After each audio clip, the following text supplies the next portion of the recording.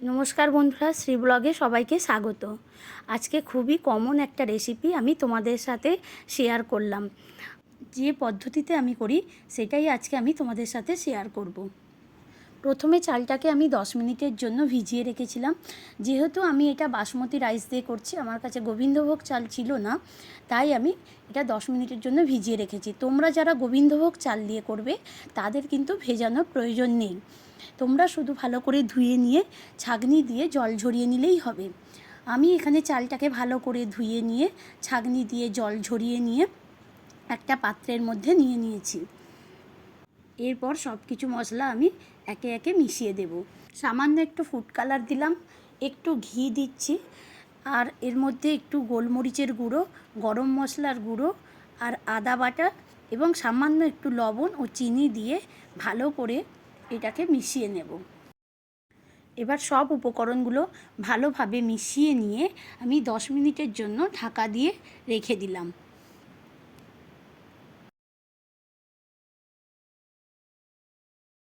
অপর দিকে একটা পাত্র নিয়ে আমি যে বাটি মেপে চাল নিয়েছিলাম সেই বাটি মেপেই তার ডবল পরিমাণ জল নিলাম।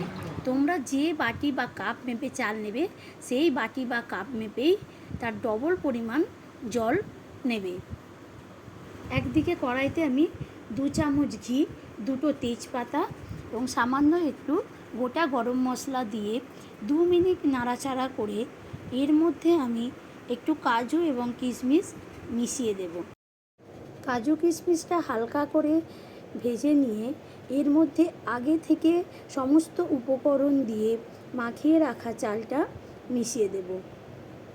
2 মিনিট কড়াইতে ভালো করে সমস্ত কিছু ভেজে নেব। এদিকে জলটাও গরম হয়ে গেছে। এই গরম জলটা, ফুটন্ত গরম জলটা আমি কড়াইতে ঢেলে দিলাম।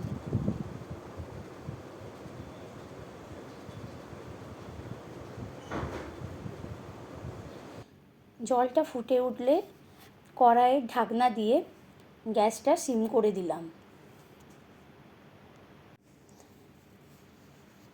যেহেতু আজকে আমার নিরামিষ, তাই একদিকে আমি নিরামিষ আলুর দম বসিয়ে দিয়েছি। আলুটা আমি সেদ্ধ করে নিয়েছি কুকারে আগে থেকেই। কড়াইতে তেজপাতা, শুকনো লঙ্কা, একটু গোটা জিরে ফোড়ন দিয়ে তার মধ্যে একটু টমেটো দিয়ে দিয়েছি। আজকে আমি খুব কম মশলা দিয়েই নিরামিষ আলুর দমটা করেছি। এর মধ্যে একটু আদা বাটা, লঙ্কা গুঁড়ো, হলুদ গুঁড়ো এবং জিরে গুঁড়ো দিয়ে কষিয়ে নিয়েছি। সামান্য একটু চিনি ব্যবহার করেছি আর স্বাদ মতো লবণ। যেহেতু আমি সব রান্নায় একটু চিনি ব্যবহার করি, তাতে স্বাদটা ব্যালেন্স থাকে। আগে থেকে সেদ্ধ করে রাখা আলু দিয়ে ভালো করে কষিয়ে নিলাম। খুব বেশি সময় লাগবে না, যেহেতু আলুটা আমার সেদ্ধ করাই ছিল। কড়াইয়ের ঢাকনা দিয়ে গ্যাসটাকে সিম করে দিলাম। এদিকে আমার পোলাও রেডি। দেখো খুব সুন্দরভাবে জলটা শুকিয়ে গেছে, একদম ঝুরঝুরে পোলাও হয়েছে।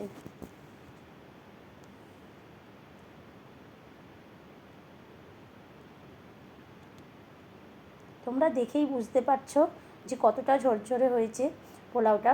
চালটাও ঠিক মতন সুন্দর সেদ্ধ হয়েছে। এবারে যে জলটা আছে, যেটুকু জল আছে, সেটা আমি একটু চাপা দিয়ে কড়াইয়ের ঢাকনা দিয়ে রেখে দিলেই জলটা শুকিয়ে যাবে। পোলাও আমার রেডি। আমি এর উপরে একটু গোলাপ জল দিয়ে দিলাম, সামান্য একটু। তোমরা চাইলে স্কিপ করতে পারো, এটা অপশনাল, আমার ভালো লাগে তাই দিয়েছি।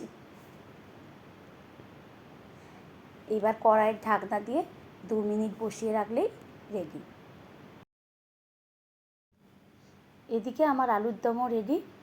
খুব কম মশলা দিয়ে হালকা করেই বানিয়ে নিয়েছি আলুর দমটা। ভিডিওটা ভালো লাগলে লাইক, কমেন্ট, শেয়ার করবেন আর চ্যানেলটাকে সাবস্ক্রাইব করার অনুরোধ রইল।